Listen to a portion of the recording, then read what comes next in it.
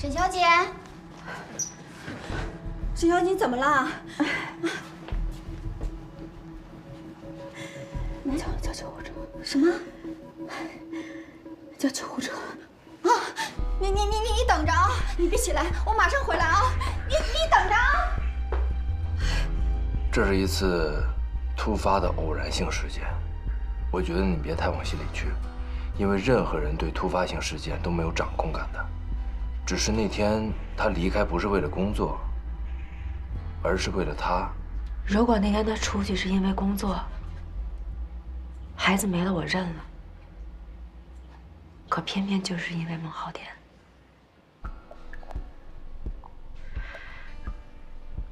原本我对孩子有愧疚，对文斌也是。这也是为什么他这么长时间以来这样对我，我还能忍受的原因。可现在看起来，他才是始作俑者，而孟浩天是我的克星。可如果是这样的话，你还有必要挽回袁文斌吗？即便你想做，以你现在的身体和心理状态，恐怕没有胜算。所以季末，你帮帮我。我在帮你，我一直都在帮你。可是光我努力是没有用的，你也要想办法放松下来。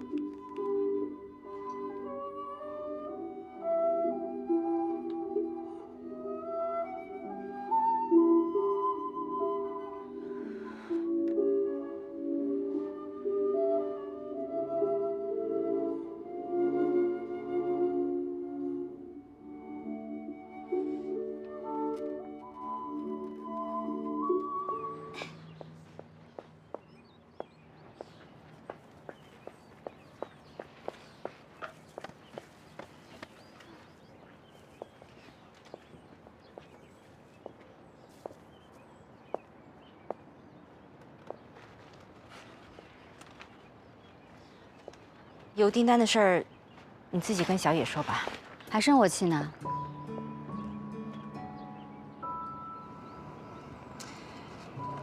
我也有问题，只是我还需要时间。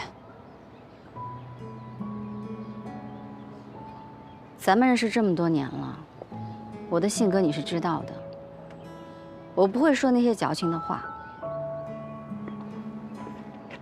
但是我要告诉你，每个人的生活都是一地鸡毛，岁月静好只在朋友圈里。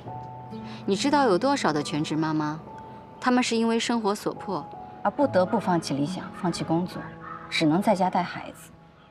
她们身上可能连几百块钱的零花钱都没有，想给孩子买个东西，还得伸手管老公要。这种生活你能想象得到吗？可至少他们不像我，这么多年被老公骗得团团转，到了现在这个年纪还得重新开始。但是大多数离婚的女人，除了心里的苦和脸上的皱纹以外，什么都没有得到。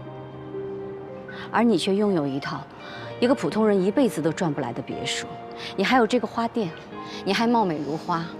如果这都算一无所有的话，你还让别人怎么活呢？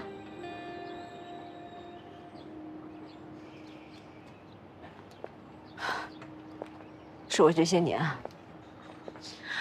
我已经活成自己最讨厌的样子了。当年我学习也还算可以吧，若是一毕了业就开始工作，现在也能小有成就了。虽然有这花店，可是我也没怎么上心打理过，家也没有经营好。老罗的指责我，从来没有被他考虑过。还有小团，在他心里，我也并不是个能干的妈妈吧。你已经做得很好了，没有人有资格挑剔你，就连我也不能。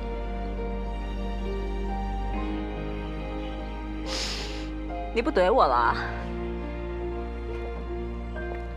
你说的对，你经历的很多事情都是我没有经历过的，我没有权利去评价你，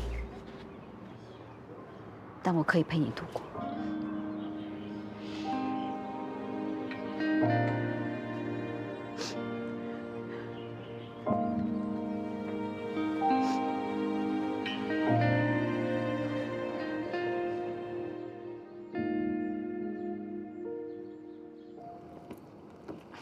阿天，谢谢你送我回来。客气什么？啊，对了，老陆走以后，我怕小团多心，所以把他送我爸妈家了。你看，其实每一点每一步，你都是考虑到了的。考虑什么啊？我是没有什么选择。你都不知道我现在有多迷茫。谁不迷茫呀？你以为我就不迷茫啊？其实只要我们把花店经营好，不比朝九晚五的挣得少。只要你不要像以前那样花钱大手大脚就好了，踏踏实实过日子，我保证你跟小团过得都不差。你不是不喜欢以前的生活吗？扔掉，彻底告别，重新生活，找回真正的自己。我做得到吗？当然。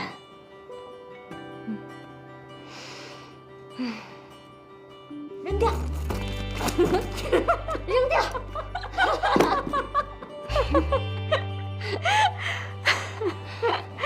小甜甜，你知道我为什么这么喜欢你吗？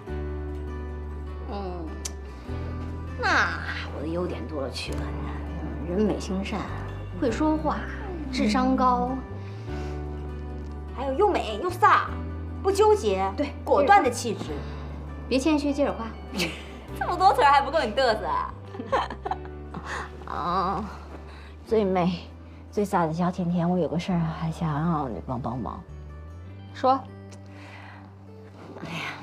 我最近不是囊中羞涩嘛，我就在想，是不是把这个别墅租出去，换个公寓住住，可能也能换个心情吧。只不过这别墅这么大，是不是不太好租啊？房子的事情，我帮你想办法。你真是太好了。哦，小甜甜，我要是没有你，应该要怎么办呢？对我好一点，不要等失去我的时候再后悔。我会的，亲一个。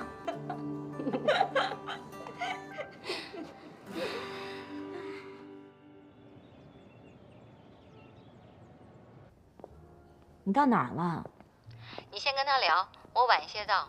这个方慧我之前跟你提过的。我当然记得的。别墅的资料都带全了吗？你的基本情况我已经跟他说过了，放轻松。放心吧，那我先跟他聊，你赶紧的。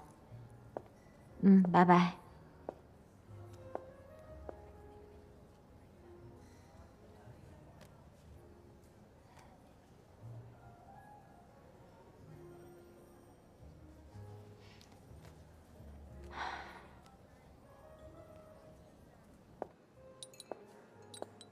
这儿。您好，我是方慧，郝田的朋友。我是江蕾蕾。坐。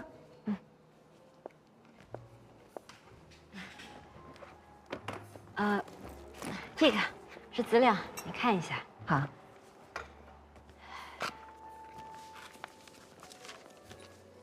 请喝水。啊，谢谢。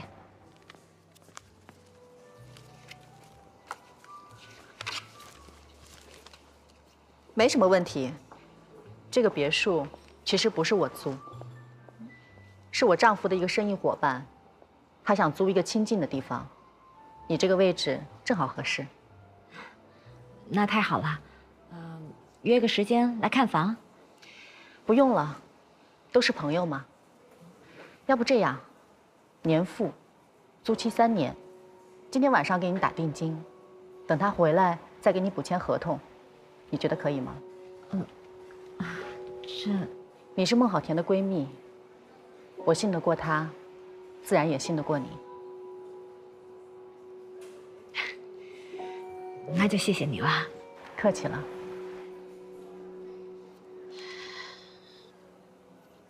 其实好田跟我讲过一些关于你的事情。啊，是吗？啊，他就是太担心我了，没什么的，都过去了。我知道你在想什么。这个世上有相同经历的女人有很多，也包括我。其实我挺羡慕你的。羡慕？我连物业费都交不起了，曾经的拥有也变成野家的负担。我还得搬出我经营了这么多年的家，有什么好羡慕的？但是你拥有了自由，还有对未来生活的无限可能。我不仅是羡慕你，还有点嫉妒你，因为我没有你这个勇气。其实，我早就已经想开了。你知道我对我丈夫最失望的是什么吗？不是出轨本身，是本质上这个男人没有应对出轨之后一切事情的能力。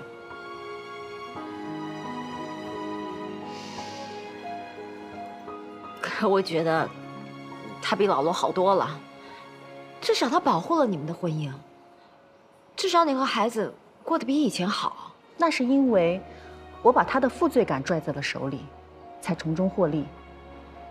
但是我要无休止地容忍另一个女人的存在。我的婚姻只剩下了一张结婚证，这种破碎的体面，你是不会想要的。你为什么要容忍这些啊？我累了。全职太太这些年把我已经磨平了。你和我不一样，你和老罗这些年，你依然做着你自己。妻子和孩子，只是你的一个附加身份。我自从结婚之后，我的生活就围着肖瑞和孩子转，在我熟悉的1亩3分地里折腾，没有任何的活力。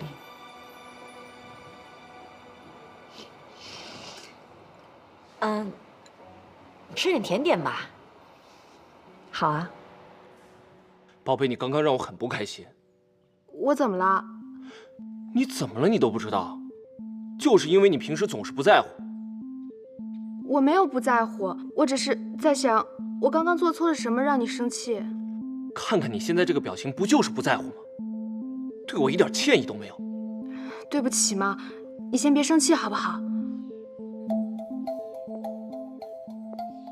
这种让对方感觉系统失灵，使对方陷入自我怀疑，从而产生愧疚感的行为，就是我们所说的诱骗中最常见的套路之一。他们对异性诱骗、洗脑、欺骗异性，达到高度的精神控制，从而完成他们肮脏的目的。紧接着就会进入第2阶段，打压贬低。时间差不多了，我们该走了。你就这样跟我去参加朋友聚会吗？怎么了？每一次不是随便拿件衣服往身上一穿，你稍微搭配一下呀。哎，去参加朋友聚会，你好歹化个妆吧。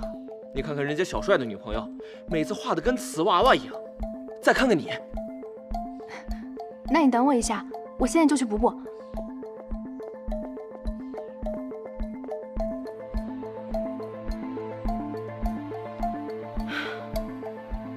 太可怜了，这个女孩已经完全陷入了她男友的控制中而不自知。她这种柔弱的讨好型人格，往往是诱骗男最容易得手的对象。如果不及时制止的话，情况只会越来越糟。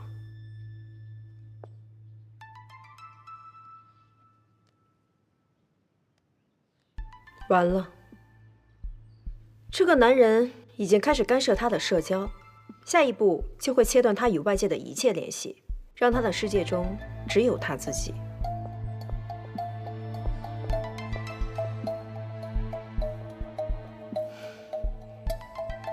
在诱骗的套路中呢，包括但不仅限于此。其实，在这个社会上，有很多人都陷在了诱骗中。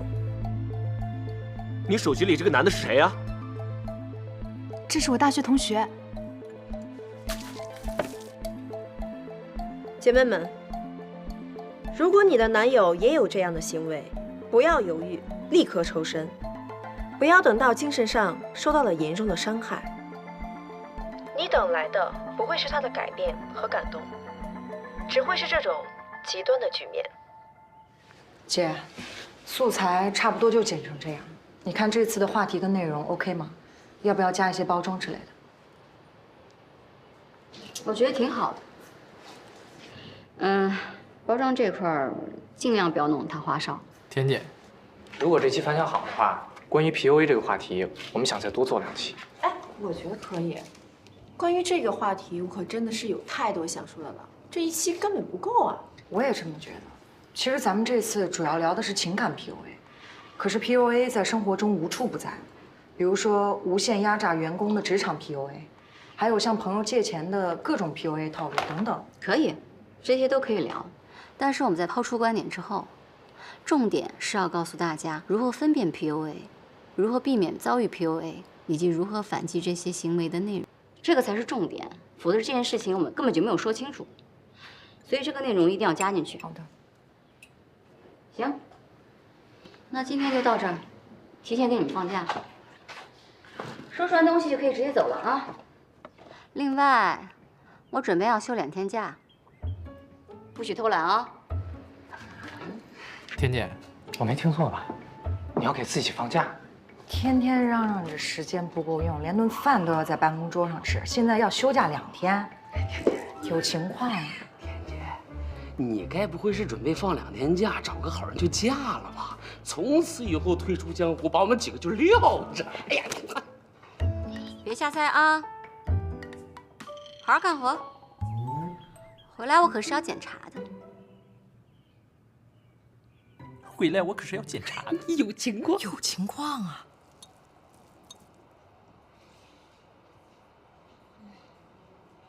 你别心急，生活的变故要接受起来，没有那么容易的。哎，真不知道我为什么要经历这些。说白了，还是因为你喜欢。你当初选择老罗的时候，你就知道他经常在外面跑，你觉得他给了你生活的自由，同时也提供了你经济上的保障。当然，这种生活也有另外一种可能，就是出轨。给你个建议啊，以后即便你选择新的恋情，你如果不做任何的改变，可能会遇到同样的结果。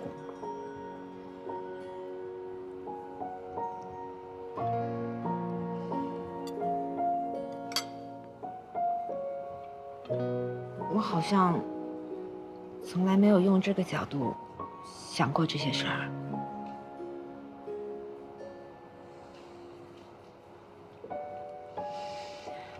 谢谢你，今天能跟我说这些。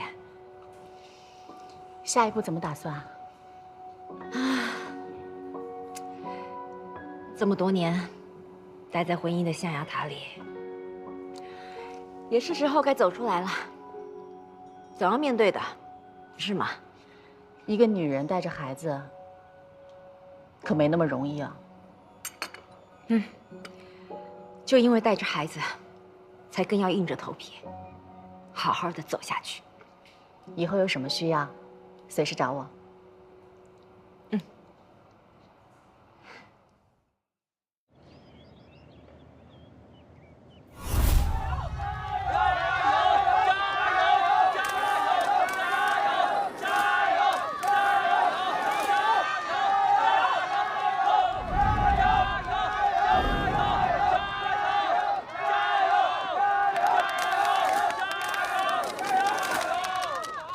冷暖准备。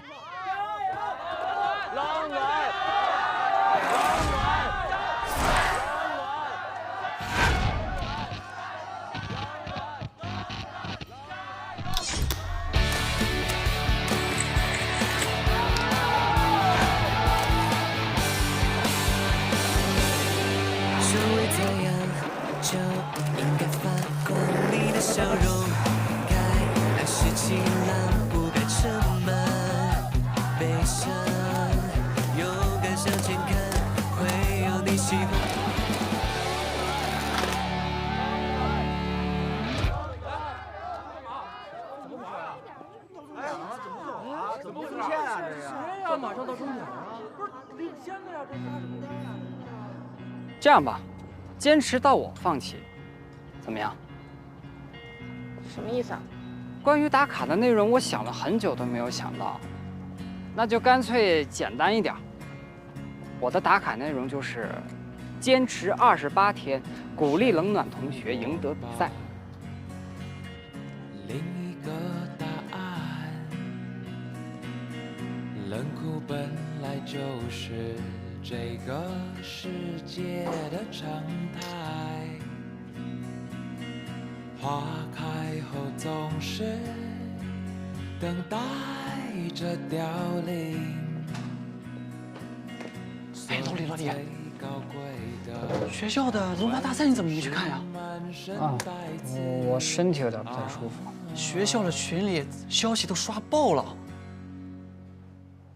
你看，经常跟你在一起那个冷暖，刚才直排轮比赛，他都是冠军了，可是突然在终点前停下来了，放弃了比赛。你说，我问问。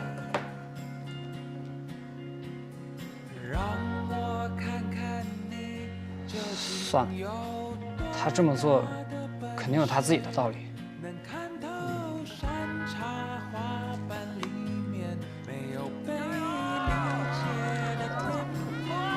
谢谢。那个，我知道你想问什么。其实这场比赛，我根本就没有想要赢。为啥不想赢啊？没什么。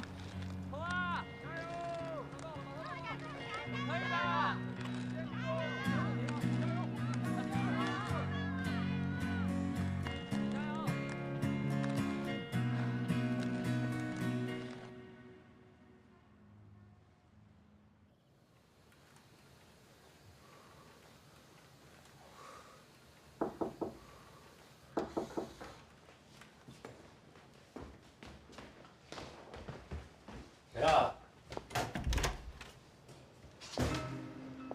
你来干什么？你怎么知道我家地址的？这是什么秘密吗？我想来的时候，随时都能来。哎，干什么？谁让你进来的？哎，你到底干嘛？没干嘛，给你送饭来的。我爸今天请你爸吃饭，我做的菜。你爸吃完以后呢，赞不绝口，非让我给你送来。我不需要你送饭啊，请你离开。你以为我想吗？做戏要做全套好吗？还有，吃完饭喝一瓶。饭送到了是吧？那你现在可以走了吧？不然我女朋友回来，我跳进黄河都洗不清了。爸，我在冷思明家了，他很喜欢吃我做的菜哦。喜欢就好。哎，思明呢？你跟他说。思明，思明，苏伯父，你好，你好。我跟你说啊，定尊酒量不行，喝多睡着了。这样，改天咱们两个喝。我酒量也不好，我不会喝酒。Maggie 做菜那是绝对的一流啊！你们结婚之后，你小子可就有口福了。航天集团执行董事 Maggie。我爸在跟他们家谈投资，条件是，他必须跟我结婚。好啦，爹地，不跟你说了，就这样了，拜。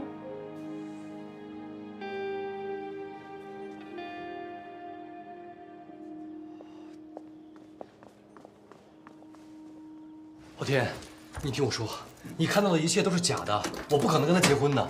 你不觉得你现在跟我说这些很可笑吗？昊天，你听我解释。我不听解释，我只看结果。昊天。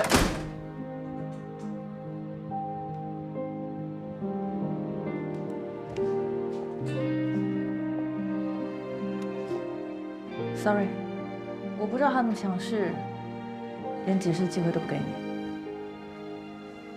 请你以后不要再来这儿。如果你还要来，不要怪我不绅士。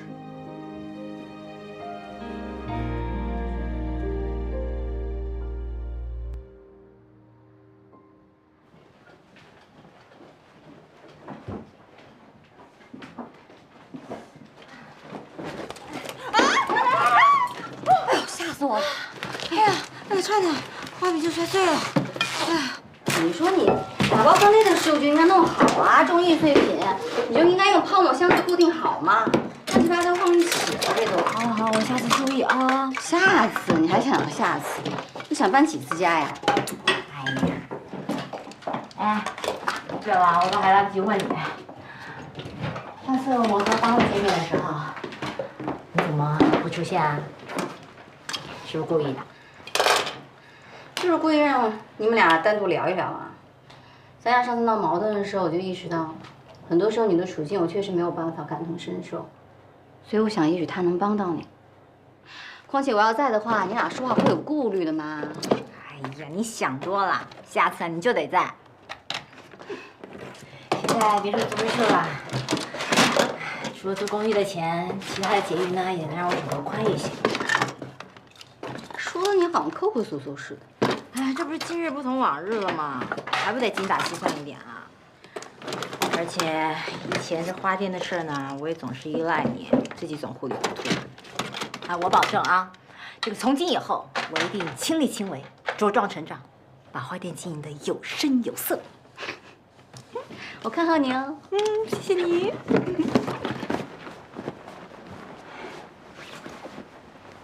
你最近跟冷思明怎么样？还去旅行吗？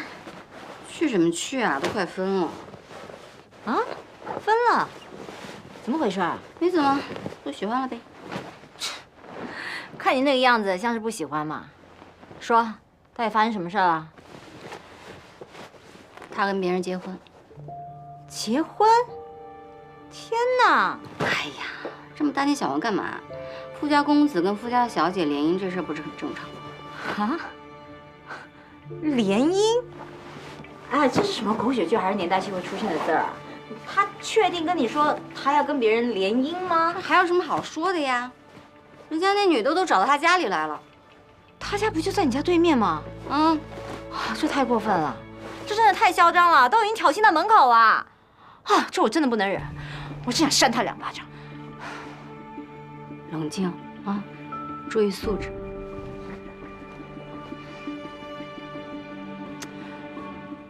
不对呀，哎，我觉得哈，再怎么看冷思明也不像这种人啊。到底发生什么事了？跟我说一说，我帮你分析分析。还有什么好分析的呀？啊，比如说啊，这个女的去了冷思明家，是冷思明带她去的，还是她自己死皮赖脸跟着去的？她要不跟人家说她地址，人家能找上家门来吗？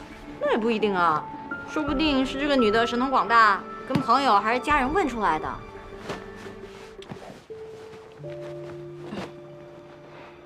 哎，你别弄了，她到底怎么说的？没怎么说，就说是假的。什么是假的？联姻是假的？我也不知道，没头没尾的一句，我也没听懂。我觉得啊，既然这个女的呢去到他家里，这表示她一定是对冷思明有意思的。但冷思明对她有没有意思也不一定啊。越是这个时候，你越不能怂，你就得跟他抢。什么抢？抢来要来干嘛？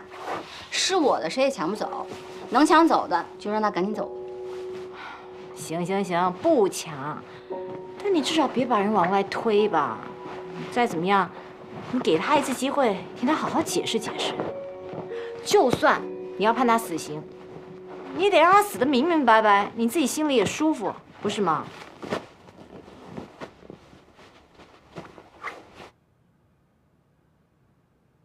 你说人家 Maggie 有什么不好啊？配你这种混小子绰绰有余。哎，你还在这挑三拣四，也不看看都什么时候了。这么多年了，您也知道我是什么样的人。我什么时候受过强迫了？这不是强迫，是分担。是让你替我分担，替这个家分担，替这个企业分担。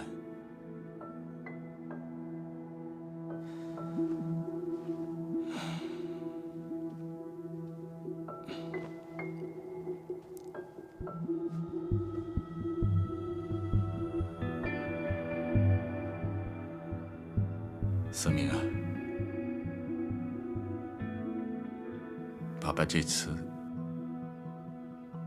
真可能过不去这道坎儿啊。你也知道，我们跟你苏伯父这一家相识几十年，都是平起平坐。我从来没求过他什么，我这老脸都不知道该往哪儿放。可又能怎么样呢？为了挽救企业啊，国盛地产是我几十年的心血，我不能看着它就此完蛋了。我原来想着给你们兄妹3人好好留份家业，惭愧啊，儿子，就算爸爸求你，给他打个电话吧，谈成什么样都没关系，也许你这一个电话就能让国盛地产起死回生啊。